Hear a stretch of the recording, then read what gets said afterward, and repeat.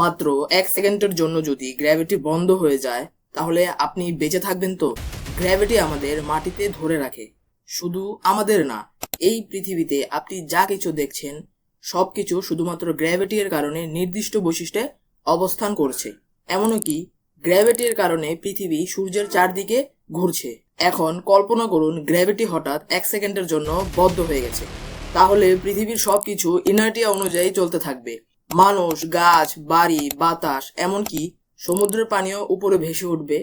কিন্তু আসল ভয়টা আসে যখন 1 সেকেন্ড পর গ্র্যাভিটি ফিরে আসবে, সবকিছু একসাথে আছড়ে পড়বে।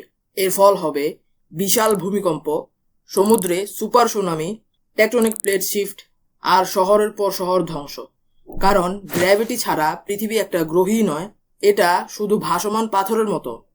1 সেকেন্ডের অনুপস্থিতি সভ্যতাকে শেষ করে দিতে পারে।